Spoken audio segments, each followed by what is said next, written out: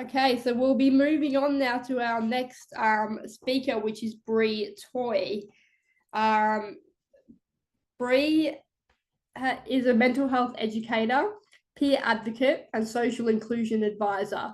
She works alongside individuals and organisations Australia-wide, utilising her passion and lived experience to push for change in the areas of disability rights, gender equality, and queer liberation. Bree, welcome.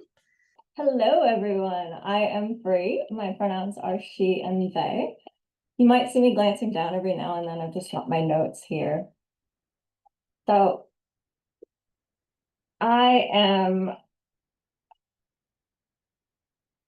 a person who wears many hats. I'll just put it that way. I grew up in the States and have moved to Australia 10 years ago or so. And since then, I've been in the mental health space. I've done a lot of peer work. That's my bread and butter now. And working for social inclusion is just so meaningful to me because belonging is a key thing to everyone's journey as a human, let alone someone who's dealing with mental health struggles. I've dealt with a lot of my own mental health struggles, as have all of you, I can imagine. It's been a journey to get here. I put in the application to do this speech a few months ago, and I knew I wanted to talk about belonging, but having undiagnosed ADHD up until a couple years ago, but I've had my mental health struggles and I'm still dealing with them. I'm still in recovery. Will always probably be in recovery because the journey never ends, but we learn and we grow. So I put in, to do this 3 months ago maybe, and it got accepted, and I was super excited, and I've been super excited ever since. But I just could not get myself to sit down and write my speech. I wrote a little blurb about what I wanted to do, about belonging, about how working in the peer space has really given me that sense. And I'll go into that a bit later on. But I just could not get myself to sit down and write the speech. Any task that requires brain power, essentially, is something I don't want to deal with, even if it's something I'm very passionate about. So I'm sitting there last night trying to figure out what I was going to do for this speech. And I had put in, I think it was a 10-minute slot I'd asked for, and I got 20, which was a bit intimidating as well. So yeah, just lots of that. And I decided I would do bullet points instead of a full written speech and see how we go. So that's my messiness for you to witness. And I appreciate you being on this journey with me because it was very hard for me to put aside the perfectionism and I have to do it this certain way, this structured way of have this speech perfectly written out and recited multiple times and make sure every little word is perfect so I have the exact impact that I need in myself and I want all of you to have. And it's okay to be messy. And I've learned working in peer spaces that we're all messy, and I've been able to branch out and come back into myself essentially because I'm surrounded by peers. And that's what I wanted to talk about today. We create our own sense of belonging, not just in ourselves, and that is a very, very difficult journey. Learning that it's okay to be human, that it's okay to take up space and be here. But we create belonging for each other. So I'm turning 35 this year. And I never experienced my real first sense of belonging up until last year, last October. I joined a co-design group with Consumers of Mental Health WA, they're a peer-led organization, all peers. And the very first time, the first session for this co-design group, they did acknowledgement. So they acknowledged the country, of course, and they also did an acknowledgement of lived experience. That's the first time I've seen one of those, and I teared up, and I was very touched, and I realized then that I was in a space surrounded by people who were just like me, and I belonged there. And it was such a journey for me to even get to that point. I grew up in a small country town in the US, and I'm queer and was undiagnosed, ADHD, undiagnosed, autistic. So I didn't fit in. If you picture American high schools on TV shows with the cliques in the lunchroom, like all the preps sit at this one table and all the goths at this one table and the jocks at this other table. That's pretty much how it is. I had, I don't know, maybe 100 to 200 people at lunch, because we did lunch on rotation, so 3 sets of lunch, different cohorts and everything. And all of the assumed neurodivergents were at the alt, goth, outcasts, etc. table, and that included me. So I did have some camaraderie there, but mental health wasn't really talked about all that much back then. And it was hard. I had learned from a very young age, even before high school, that showing who I was, showing my messiness, that I could be too much and not enough at the same time. That's the lesson that I learned, that I was too much, that my needs were too much, that my everything was too much. I was too loud. I got overstimulated too easily. I did this, I did that, but I was also not enough.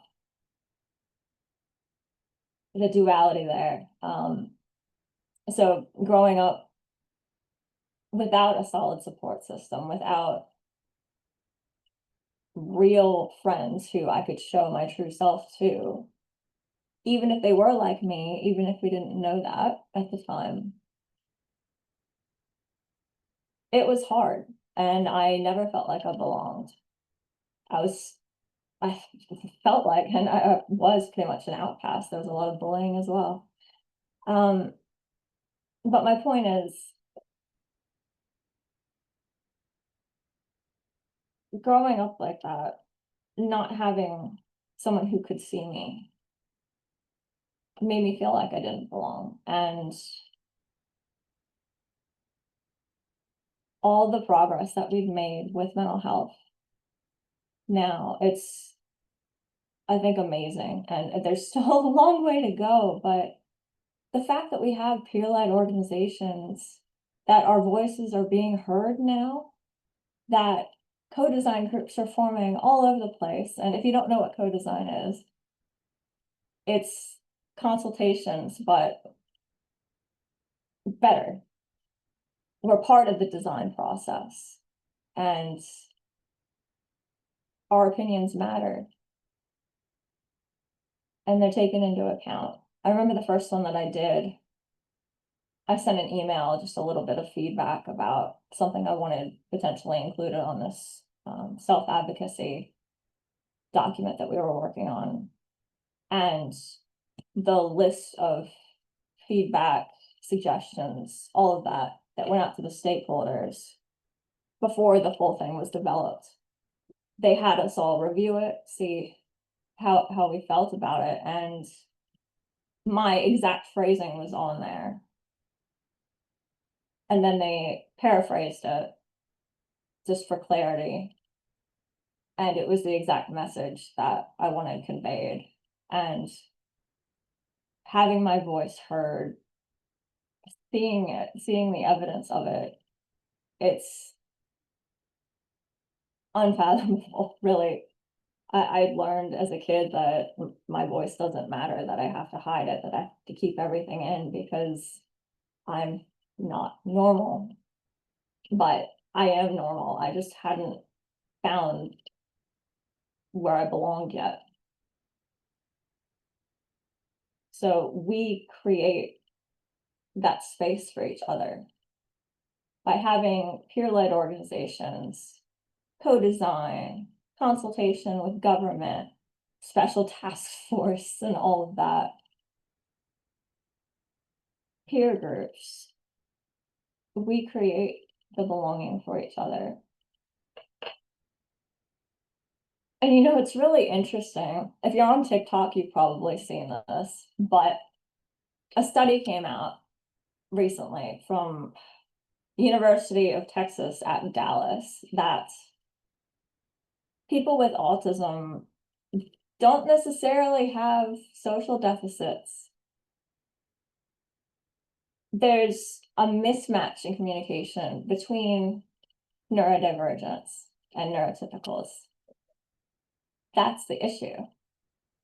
Because when autistic people communicate, we communicate very, very well, according to this study, with each other. We understand each other. We know what we're talking about. We follow the conversation and we get it. But because we're the minority, we're the ones that are told that we have the deficit. I just think having a group, a peer group, some sort of consultation group, anything like that where you can have your voice heard with peers is so important to the healing journey. And of course, everyone's healing journey is different. But for me, anyway, it's made a huge impact. And I'm so grateful to have been part of that.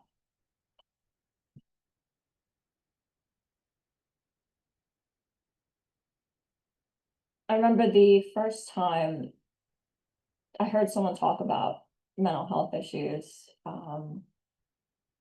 It was at the start of my own recovery. I had just had a breakdown and I was unable to work, which I suspect now was autistic burnout, neurodivergent burnout in some capacity.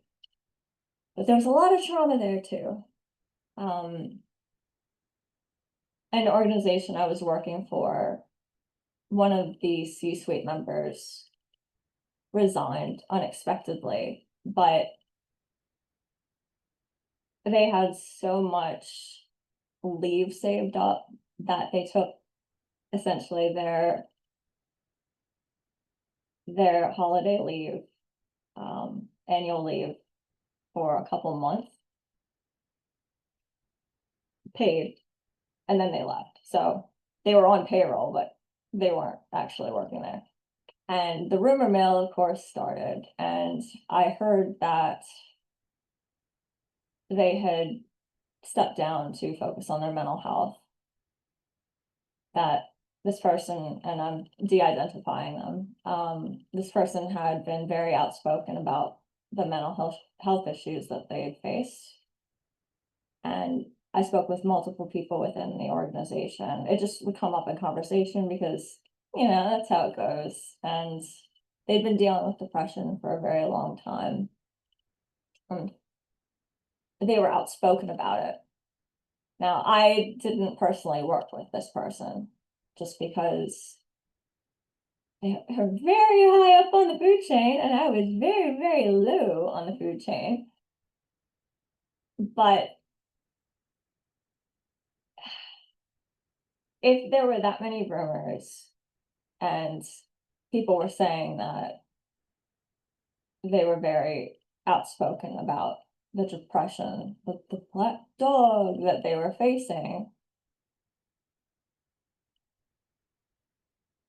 Even just that made an impact on me. And I only had maybe a handful of conversations with this person in the entire 3-4 years I was there. Different departments and all that as well. But even just hearing it third hand, fourth hand, fifth hand that they'd been struggling and they were going to take some time off for their mental health. Being outspoken about it gave me the courage to talk about my own struggles, because that's where I was. I was going to appointments regularly. I was doing a job that I hated, but survival mode, needed the money, all of that. And I started to talk about what I was dealing with, because there's not shame in that. We learn that there's shame in that, but there's not shame in it. And I don't know why I thought I needed to hide it. I think that was part of the whole being messy, letting people see the real me. I couldn't do that because it was dangerous. It was unsafe for me to do that. That's how it felt anyway. So talking about what you're dealing with, especially with peers, it validates what's going on. Of course, sometimes you might deal with some invalidation,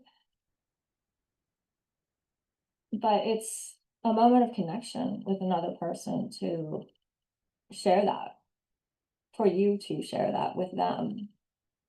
And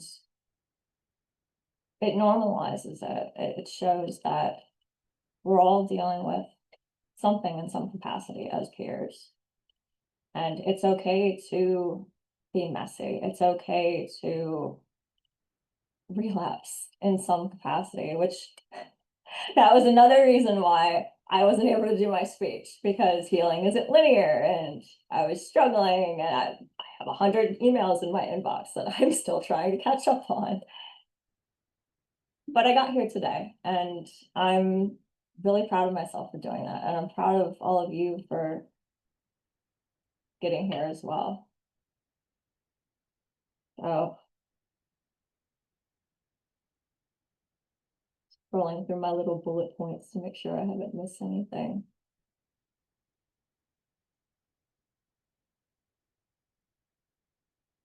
I guess I've already said it, but my main point is we create the belonging for ourselves and for our peers. And we do that through sharing our stories, letting our voices be heard, being outspoken about the topics that matter to us, the struggles that we're facing, the inequality and difficulties that happen in our society. And it shows that we're not alone. Thank you. Thank you, Bree. That was amazing. I can understand how nerve-wracking it can be to speak for the first time. I'm assuming it might have been the first time. And as someone who's got ADHD, I completely understand and can relate to 1,000 different points that you made, including having a billion emails that I probably should have looked at and preparing for things for the last minute. I'll give you an example. The first speech I ever did, I didn't know I was giving a speech because I hadn't read the email properly. And then I was just thrown up on stage and had to speak for 15 minutes. And I swear to God, I just blacked out, but apparently it went really well. So, so I can completely relate to everything that you said. But one of the things before I jump into some of the questions that people have asked, and also there's been a lot of compassion and vulnerable comments in the chats about people who have also been diagnosed later in life. And that can be, I know personally that can hold a grieving period for people when they are diagnosed later in life, because you do tend to look back and go, well, hang on a minute, this could have been different, this could have been different. And when you were talking about struggling at such a young age, you know, they're exactly the same kinds of things that I struggled with personally myself. So I really personally resonated with everything that you said. So really thank you so much for sharing. It was very, yeah, quite emotional for me to listen to. So thank you so much for sharing. Your bullet points worked out really well. So just so you know, you do what works for you. Thank you for sharing that as well. When I was at Comma another time, there was a lady who shared her own story, and I cried in front of multiple people, and I usually do not do that. Yeah. It was talking about late diagnosed autism and feeling like an alien, and Yeah. yes, that is the experience.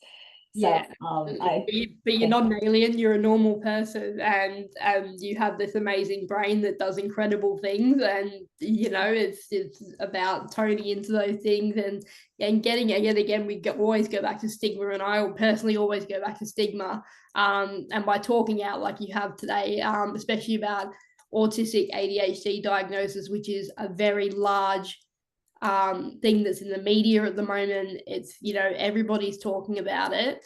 To be open about that today is, I'm really proud of you, because it's not an easy thing to talk about. So well done. Thank you.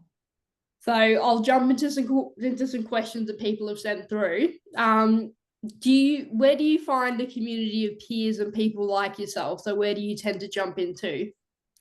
Yes, so in WA, we've got multiple peer organizations. WA is great for ADHD. I wish I lived over there. Come here. Yeah.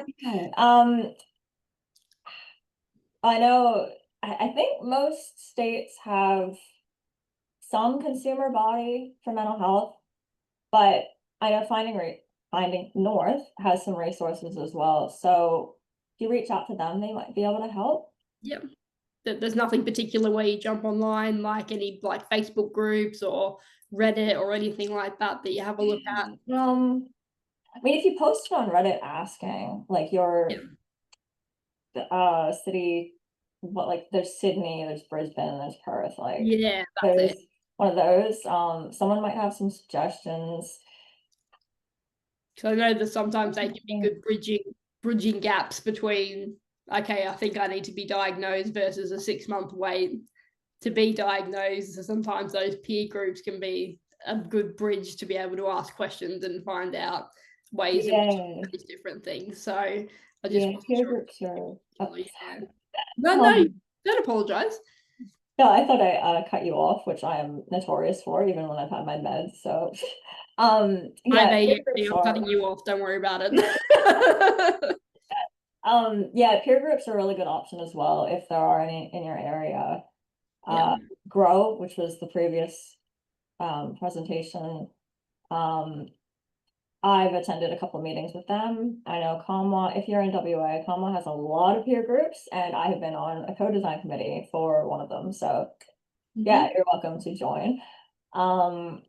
Yeah, they've, what is it? Meetup.com and Befriend as well. There's a lot of mental health things on there that I've seen too. Yeah. Excellent. How has having a diagnosis changed your life and helped you find community? Oh man, so much, so much.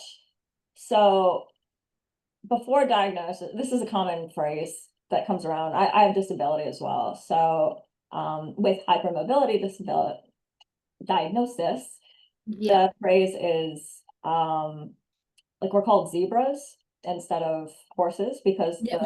the idea is when doctors are in medical school, they're told when you hear hoofbeats, think horses, not zebras. So, and hypermobility, which is linked to mental health stuff, is very, very, okay, like a lot missed, the diagnosis of that. So, the same applies with having ADHD, autism, late diagnosis. It was just, I'm not a normal, I mean, I'm not an abnormal horse. I'm Yeah. a normal zebra. Yeah, I like that. And it's just, it's reframed my whole worldview. I always thought there was something wrong with me, and there's not. I just had never found where I belonged because I didn't know I had XYZ conditions. Yeah. Yeah. I love that. The perfect horse. Um what helped you get to being able to do your speech today? So leave all the email, leave the perfectionism behind, like, and like I feel like I again, this is something I can relate to, like just having to just go vroom and just concentrate. Like, what were some skills that you put in place to be able to do this today? Yeah.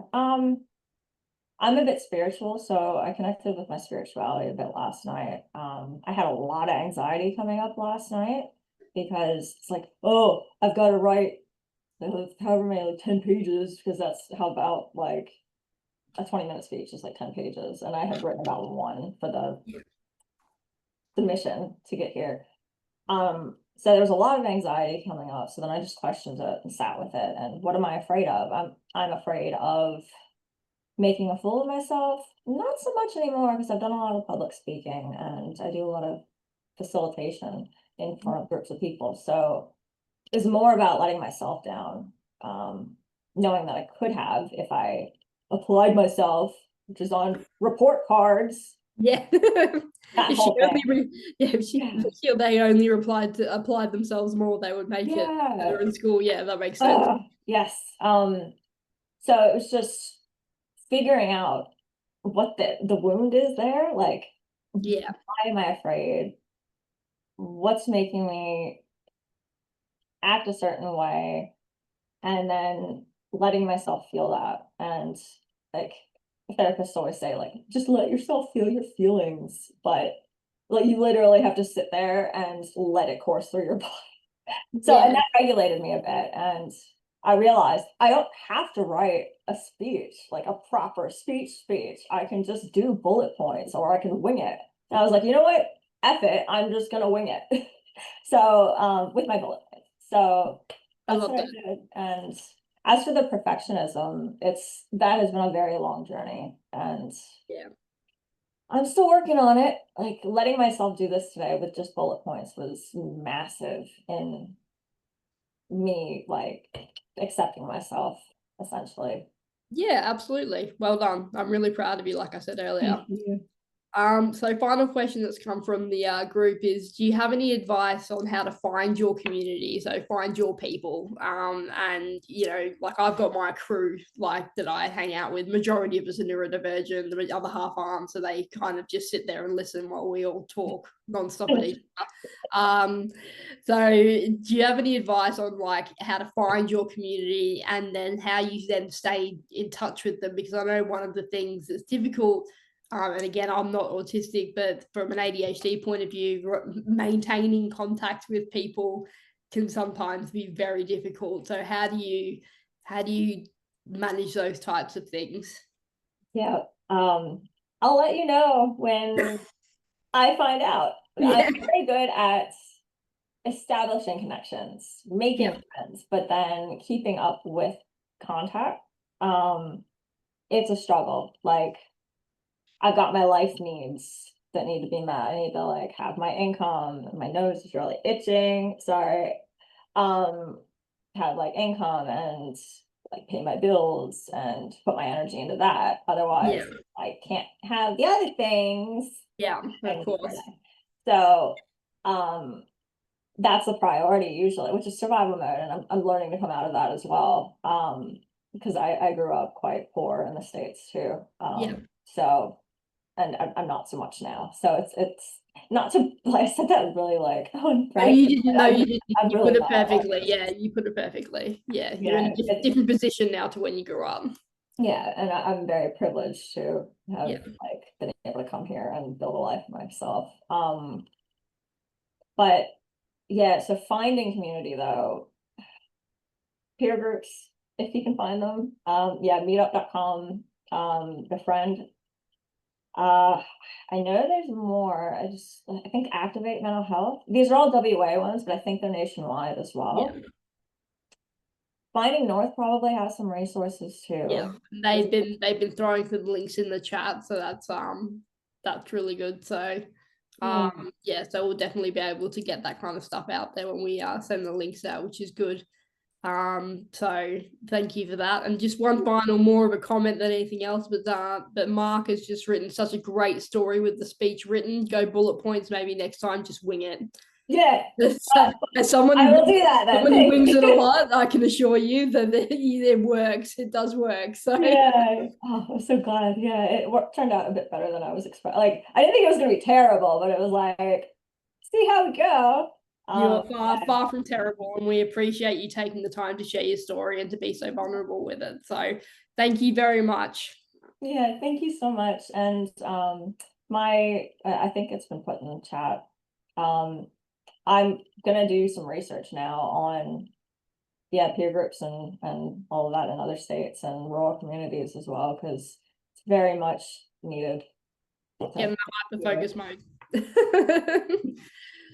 All right, well, thank you everyone. What a day it's been. We've had some incredible speakers speak today, who have covered a wide range of topics, more wide than I was expecting, and I'd already read the program before it began. I'd just like to take this moment to thank the speakers who spoke today. So Joanne, who opened up for us today, Renee, Lambrina, Georgie, Joe, Graham and Honor from the Big Feels Club, and finally Bree. What you guys have provided today is an insight into various areas of mental health, whether it be where areas are struggling, your own personal stories of hope, or just a general overview of what you've been through. It's incredibly courageous to be and Georgie, sorry, I knew that I forgot one word. Sorry, thank you, Travis and Georgie. I've written them all down. I thought I counted them out. The vulnerability that people have shown today, and I know I've used that word a lot, that it does take a lot of guts and a lot of bravado to be able to get up there and tell your story in a way that people will listen to you and to understand. It's not easy to craft your own journey, and I'm incredibly proud of everybody who spoke today, so thank you so much. Before you all run away from the chat, before you all run away from the Zoom, so we'll be issuing a poll at the end, which has just popped up on the screen. That just gives a satisfaction rating of how you felt today went. This helps us know how we can do things a bit better, or how we can do things worse, depending on if we get a 5 out of 5. But if there's anything that that stands out, but just remember that today has been recorded and you will be able to have access to that. And all the chat questions and the links and everything will be provided within those recordings. But in the meantime, I encourage you to jump onto Finding North's website. I want to say thank you to the people who have been working backstage. I know it sounds weird saying backstage, but there is actually a backstage area, and they've been making sure that everything's been running smoothly today. We will be back tomorrow at 12 p.m. Eastern Standard Time with another amazing group of speakers, and I hope that you're all able to join us for that. In the meantime, thank you all very much, and I hope you enjoy your evenings. Thanks for watching. Explore more Perspectives 2025 on Finding North Network's YouTube channel. Find out more by visiting findingnorthnetwork.com.au or email info@findingnorthnetwork.com.au.